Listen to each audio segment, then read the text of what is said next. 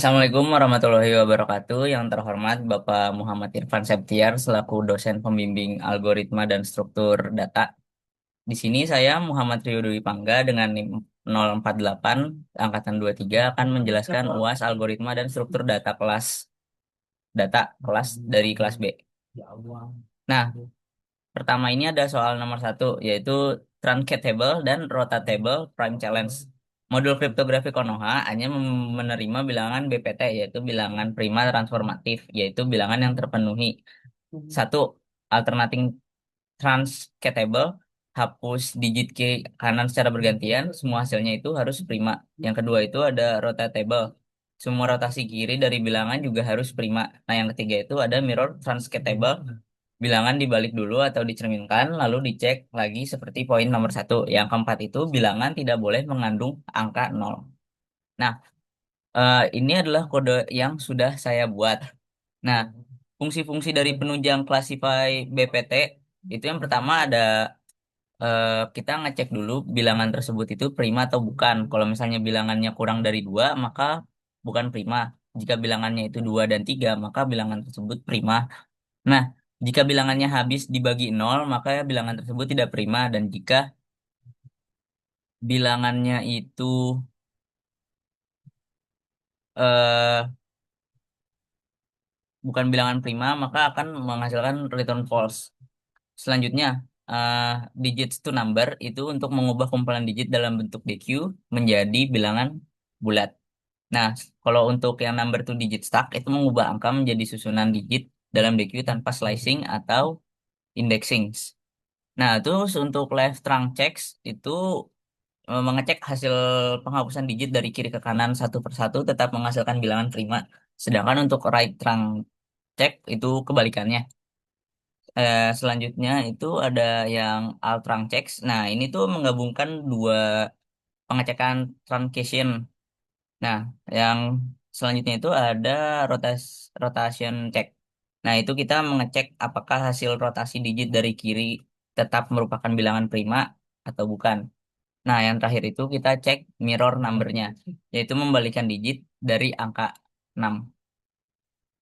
Nah, ini adalah fungsi fungsi umumnya, yaitu Dev Classify BPT. Yang sebelum-sebelumnya itu hanyalah fungsi pendukungnya. Nah, untuk fungsi classify ini itu ada 5 if kondisional. Yang pertama itu ada if nol return has zero. Jadi kalau misalnya bilangan tersebut mengandung angka nol, akan outputnya itu has zero. Nah, kalau misalnya bilangan tersebut bukan prima, maka akan menghasilkan hasil output itu bukan not prime. Nah, kalau misalnya bilangan tersebut bukan alt-trunc checks, maka akan menghasilkan output file alt-trunc. Nah, kalau misalnya bilangan tersebut juga merupakan bilangan yang rotasi atau gagal dalam pengecekan rotasi, maka outputnya itu akan file rotation. Nah, kalau misalnya di check mirror ternyata bilangan tersebut juga bukan alt-trunc checks ketika di mirror 6, maka akan menghasilkan file mirror.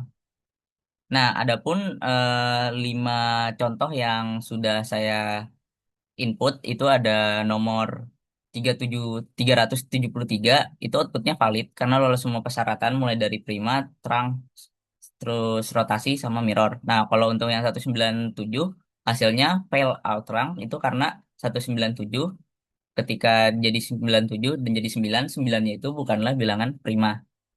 Jadi kiri kanan terus ke tengah, ternyata tengahnya bukan prima. Jadi dia fail Caltrans-nya. Terus untuk input 1013 itu outputnya has zero karena tentu saja mengandung angka nol. Nah, terus untuk input angka 23 itu fail rotation karena ketika trans 23 dua primanya dihilangkan dan sisa 3, terus kemudian dirotasi 23-nya menjadi 32. Sayangnya 23 bukan prima, jadi gagal rotasinya. Jadi hanya bilangan 23 saja yang prima. Nah, untuk bilangan yang ke 111 itu juga bukan bilangan prima, makanya outputnya not prime. Oke. Soal nomor 2, perjalanan tak terlupakan. Di sebuah kota kecil terdapat sebuah kelompok wisatawan yang ingin menjelajahi beberapa tempat wisata terkenal. di kota tersebut untuk memastikan mereka tidak melewati satu tempat pun dan mengikuti atur urutan perjalanan tepat. Mereka memutuskan untuk menggunakan link list untuk menyimpan urutan tempat yang akan mereka kunjungi. Nah, berikut tempat wisata yang akan mereka kunjungi itu dari museum kota, taman kota, pantai indah, kebun binatang, pusat pembelanjaan, dan menara kota. Beserta jarak-jaraknya dari 2 kilo untuk museum kota sampai ke 1 kilo untuk menara kota. Nah, sebagai programmer, tugas saya adalah membantu kelompok wisatawan tersebut dengan menuliskan sebuah pemrograman dalam bahasa Python yang menggunakan link list untuk menyimpan urutan tempat wisata dan menghitung jarak total yang mereka tempuh. Nah, di sini kode Python-nya itu sudah saya buat. Di sini saya menggunakan dua class yaitu kelas Node dan kelas Linklist. Nah, untuk penjelasannya, kode ini tuh menggunakan struktur data linked list untuk merepresentasikan rute perjalanan wisata. Nah, kelas Node ini itu merepresentasikan satu tempat wisata dengan atributnya itu name, kemudian distance untuk jarak ke tempat berikutnya, dan next itu sebagai petunjuk ke node berikutnya untuk linked list. Nah, selanjutnya untuk kelas linked list sendiri itu berfungsi untuk mengelola daftar tempat yang dikunjungi. Nah, inisialisasi ini digunakan untuk menginisialisasikan head dari link listnya. Nah, kemudian untuk metode add place, ini untuk menambahkan tempat baru. Jika list masih kosong, maka node tersebut akan menjadi head. Nah, jika listnya itu tidak, jika tidak kosong, maka ia akan menelusuri hingga node terakhir lalu menyambungkan node baru tersebut ke akhir list. Nah, metode display place and total distance itu bertugas untuk menampilkan seluruh urutan tempat wisata yang dikunjungi serta menghitung total jarak tempuh yang ia mulai dari head, lalu mencetak nama setiap tempat sambil menjumlahkan jaraknya. Setelah semua node dilalui, total jarak ditampilkan, akhir kode itu berisi proses simulasi, daftar tempat wisata yang ditambahkan ke link list menggunakan add place, lalu ditampilkan dengan fungsi display place and total distance. Nah, kemudian untuk kita lakukan simulasinya, tadi kan baru fungsinya aja sama kelas dan definisi-definisi yang kita gunakan. Jadi ibaratnya sebelumnya itu adalah alatnya. Dan sekarang kalau misalnya kita implementasikan, yang pertama itu kita buat sebuah variabel dulu travel list sama dengan link list untuk mengakses link listnya.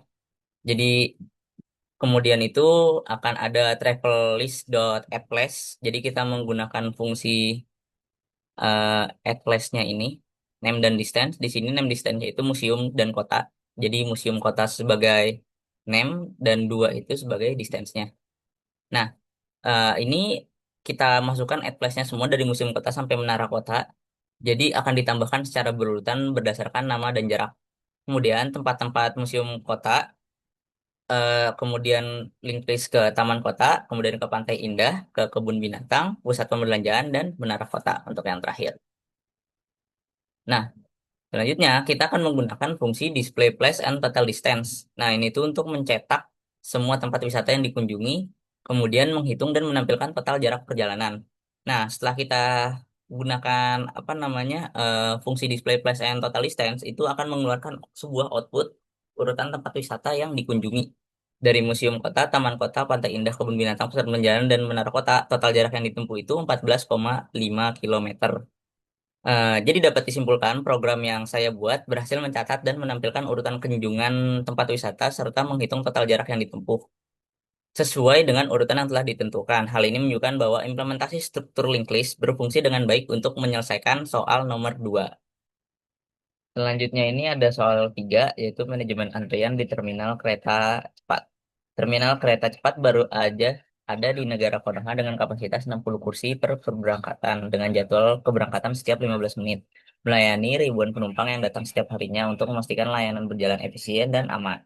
Dibutuhkan sistem yang mampu mengoptimasi proses antrian secara adil dan tepat waktu, serta memenuhi SOP keselamatan yang ketat. Nah, tujuan simulasinya itu yang pertama mengatur antrian berdasarkan prioritas tiket, menjaga batas waktu tiap kelas, menyediakan kompensasi bagi penumpang overweight, menangani grup penumpang tanpa memecahnya, menangani kondisi ketidakseimbangan antrian. Urutan prioritasnya itu dari yang premium, bisnis, dan ekonomi. Batas waktu tunggu maksimum itu premium 15 menit, bisnis itu 30 menit, dan ekonomi 45 menit. Nah, boarding dan pengisian kursi. Yang minimum itu kursi keberangkatan, ekonominya itu lebih besar dari sama dengan 15%, bisnis 25%. Terus jika masih ada kursi, diisi berdasarkan urutan prioritas fast track, premium, bisnis, dan ekonomi. Nah, kereta tetap berangkat walau kursi tidak penuh. Next. Jika panjang antrean salah satu kelas lebih dari 2 kali gabungan lainnya, maka maksimal 12 kursi bisa dialihkan sementara. Prioritas pinjaman itu dari ekonomi, bisnis, premium. Batas minimal kursi tetap berlaku, ekonomi lebih besar dari sama dengan 9, bisnis lebih besar dari sama dengan 15. Grup penumpang. Penumpang bisa datang berkelompok dengan grup ID yang sama, grup tidak boleh dipisah, diusahakan naik dalam keberangkatan yang sama. Kalau misalnya nggak mungkin, kan grupnya dialihin ke keberangkatan berikutnya. Nah, ini kode yang udah saya buat. Untuk penjelasannya, kelas penumpang yang saya buat ini itu merupakan representasi dari setiap individu dalam simulasi yang ada. Itu ada ID, nama, kelas tiket, waktu datang, menit datang, ID grup kalau ada, dan atribut lainnya. Nah, atribut waktu datang itu dikonversi ke satuan menit menggunakan fungsi konversi ke menit untuk memudahkan pengurutan dan pembandingan waktu. Property voucher di set default false akan berubah menjadi true jika penumpang menunggu terlalu lama. Fitur underscore underscore REPR underscore underscore dibuat untuk mencetak informasi request penumpang saat dibutuhkan saat log keberangkatan. Fungsi konversi ke menit itu mengubah waktu string misal 8.30 atau timestamp menjadi integer dalam bentuk total dari pukul 00.00.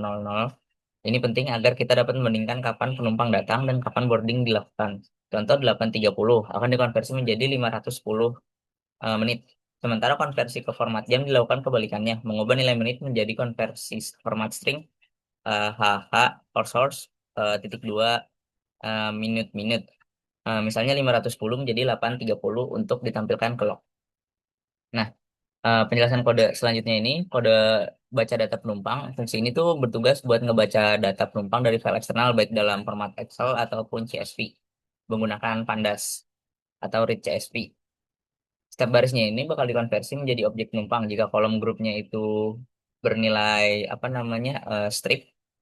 Berarti penumpang nggak tergabung dalam grup manapun. Hasil akhir berupa list dari seluruh objek penumpang yang siap disimulasikan. Selanjutnya itu ada kode dari proses boarding. Nah, fungsi ini tuh jantung dari simulasi boardingnya.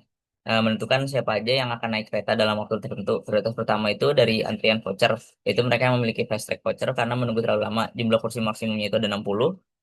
Terus setelah voucher, sistem memilih penumpang dari kelas ekonomi dan bisnis untuk memenuhi batas sampai 10 orang ekonomi dan 5 orang bisnis agar kereta tidak terlalu kosong di kelas bawah setelahnya. Nah, sistem mempertimbangkan keseimbangan antara jumlah ekonomi dan bisnis. Misalnya jika satu kelas mendominasi, maka dipilih penumpang dari kelas minoritas hingga seimbang. Sisa kursinya itu diisi dari seluruh antrian tersisa berdasarkan prioritas kedatangan fungsi, mengembalikan daftar penumpang yang berhasil naik. Nah, ini tuh selanjutnya ada fungsi simulasi. Nah, itu tuh fungsi utamanya buat simulasi kegiatan kereta sepanjang hari, dimulai dari pukul 8 sampai pukul 24.00 dengan interval keberangkatan setiap 15 menit. Penumpang pertama-tama itu bakal diurutin sama yang namanya kedatangan. Jadi ada 3 antrian yaitu premium, bisnis, sama ekonomi. Nah, itu bakal diurutin, dibuat jadi the queue, dan penumpang dimasukkan ke antrian masing-masing ketika waktu keberangkatan sudah mencapai waktu kedatangan mereka. Kemudian, penumpang yang menunggu ini lebih dari waktu ditoleransi berdasarkan kelasnya, 15 menit untuk premium, 30 menit untuk bisnis, dan 45 untuk ekonomi, akan otomatis menerima voucher dan dipindah ke antrian voucher. Sistem kemudian memanggil proses boarding untuk ekonomi akan otomatis menerima voucher. Jika terdapat penumpang yang naik, log keberangkatan akan dibuat lengkap dengan waktu, jumlah penumpang per kelas, siapa yang naik, siapa yang pakai voucher, dan jumlah kursi kosong. Nah, selanjutnya ini ada yang ringkasan. Ini ringkasan itu setelah seluruh simulasi harinya selesai, sistem bakal ngecetak ringkasan jumlah penumpang yang berhasil naik ke per kelas, jumlah keberangkatan total dan sisa kursi yang tidak terisi terakhir. Dicetak pula log siapa aja yang mendapat voucher karena menunggu terlalu lama, termasuk durasi tunggu mereka dan validasi pemberian vouchernya. Nah, di bagian ini itu ada if underscore underscore name sama dengan string underscore underscore main underscore underscore. Kemudian ada nama file passenger input 1000 random. Ini adalah sampel data yang saya gunakan untuk 1000 orang dari file Excel. dan kemudian dikonversi menjadi objek penumpang. Kemudian simulasi dijalankan dengan 1 hari penuh dan setiap log hasil keberangkatan dicetak ke terminal. Ini merupakan proses operasional harian kereta cepat berdasarkan sistem boarding terklasifikasi. Nah, data yang saya gunakan itu merupakan data yang mirip seperti sampel yang sebelumnya dosen saya berikan sebanyak 120, kemudian saya generate sampai ke 1000 untuk melakukan simulasinya. Nah, setelah saya lakukan simulasi, nanti akan muncul sebuah output seperti yang ada di gambar ini, mulai dari keberangkatan ketiga sampai ke keberangkatan kelima. Itu ada judul keberangkatan. Nah, formatnya itu seperti ini keberangkatan, terus pagar X ini keberangkatan keberapanya X-nya, terus H gede H gede dan ininya itu sebagai jamnya.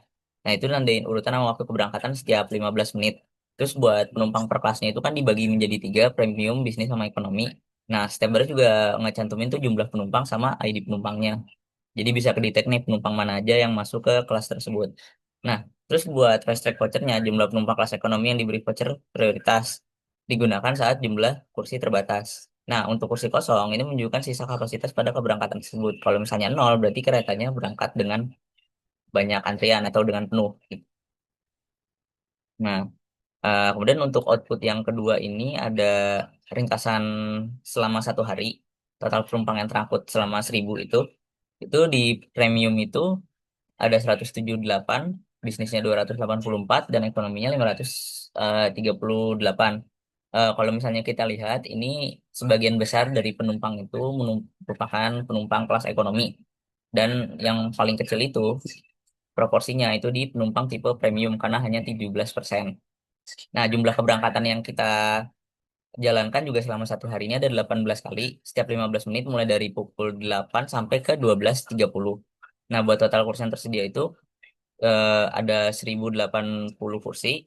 Terus total kursi yang terpakai itu cuma 1000 dan kursi kosong keseluruhan itu 80. Nah, buat distribusi penumpangnya seperti yang sebelumnya saya jelasin. Nah, proporsi ini tuh mencerminkan bahwa dalam file input menunjukkan bahwa sistem mempertahan distribusi saat boarding sambil tetap mematuhi batas minimum kelas yang sebelumnya sudah diberikan oleh soal. Sebelumnya itu batas minimumnya diberikan bahwa ekonominya itu harus lebih dari 9 dan bisnisnya lebih dari 15. Atau ini di boardingnya, ekonomi lebih dari 15% dan bisnis lebih dari 25%.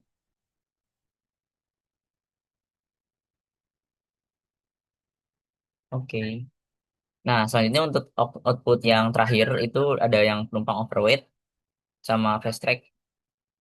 Nah, simulasi itu nggambarin manajemen antrean penumpang di terminal kereta cepat berdasarkan waktu kedatangan dan waktu tunggu sebelum keberangkatan. Setiap penumpang itu bakal dievaluasi apakah termasuk ke kategori yang overweight atau bukan. Kalau misalnya waktu tunggu mereka melebihi batas yang telah ditentukan, yaitu 45 menit untuk yang ekonomi, 30 untuk yang bisnis, dan 15 untuk premium, penumpang tuh bakal ngalamin yang namanya overweight dan bakal dikasih sebuah kompensasi berupa voucher atau akses fast track. Nah, hasil simulasi menunjukkan bahwa daftar penumpang yang memiliki kriteria overweight dan yang tidak, itu pendekatan ini bertujuan untuk memberikan layanan yang lebih adil dan responsif bagi penumpang yang menunggu terlebih lama.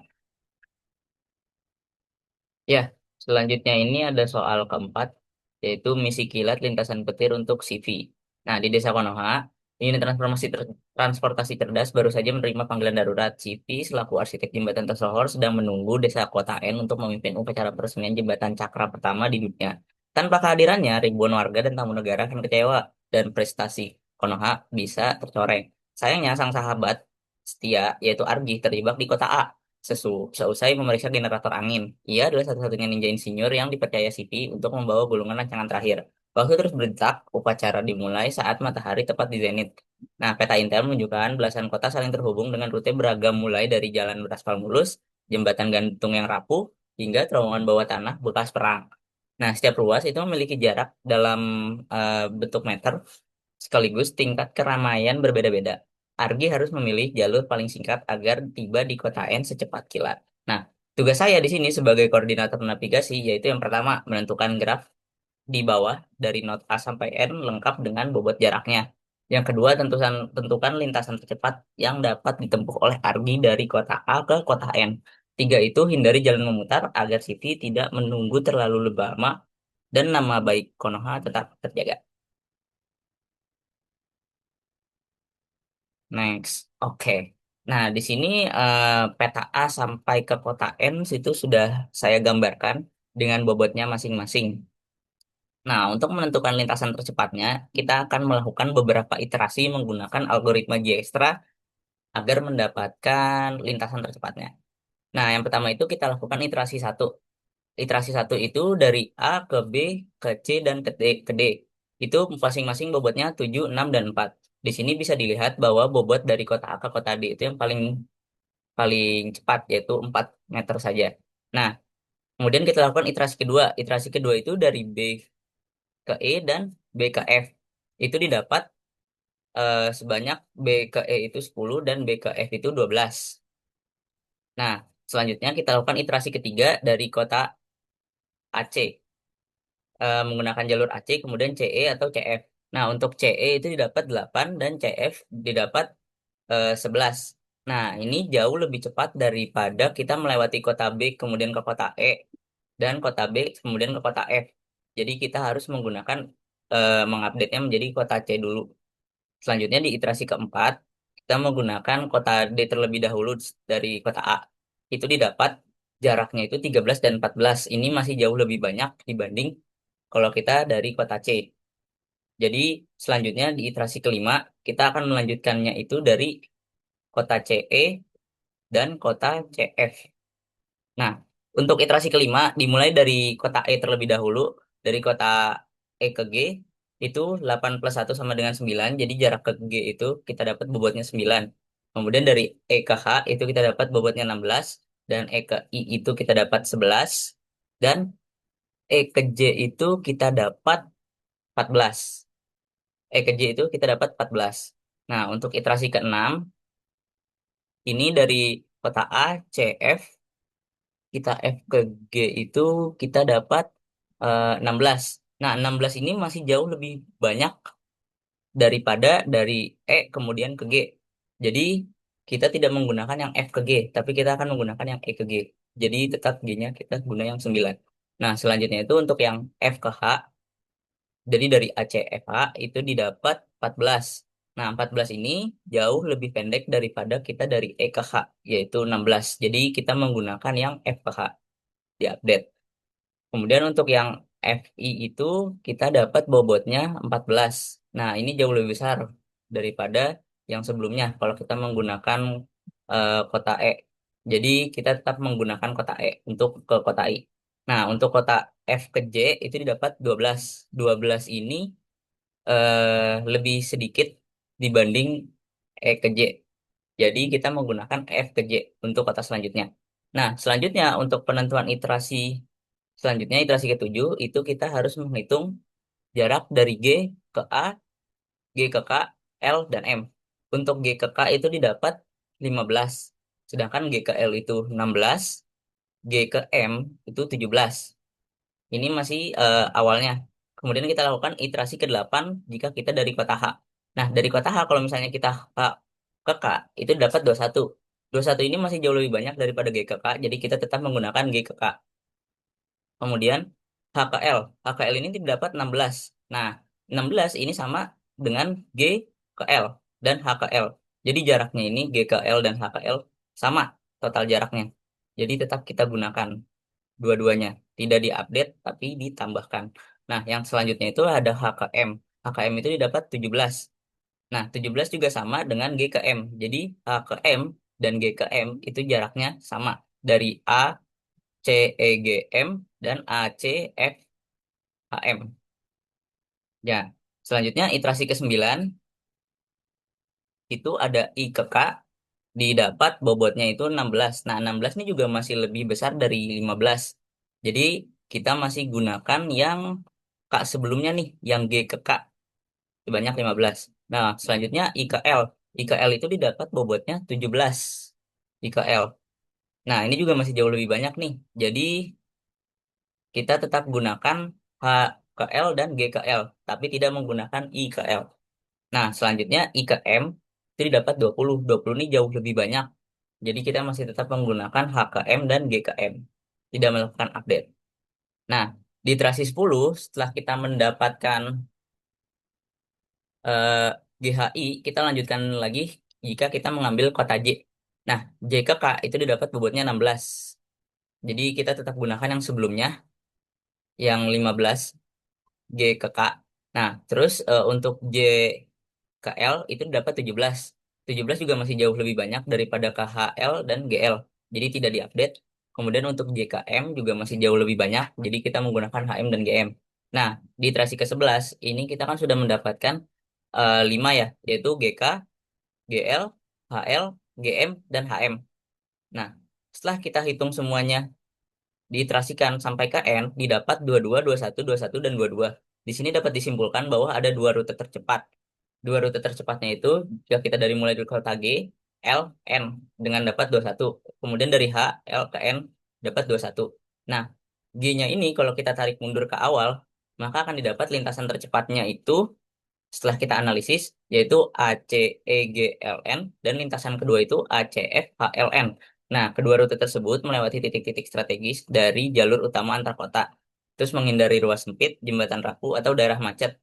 Dan yang terpenting, memastikan Argi sampai tepat waktu membawa gulungan rancangan kepada CV. Dengan memilih salah satu dari dua lintasan tersebut, Argi dapat tiba di lokasi upacara sebelum matahari tepat di zenit, menjaga kelancaran acara dan mengharumkan nama Konoha di mata dunia ninja. Cukup sekian, Dash. Cukup sekian dari presentasi saya hari ini. Eh, Kalau ada kurangnya mohon maaf. Sekian, wassalamualaikum warahmatullahi wabarakatuh. Bismillah.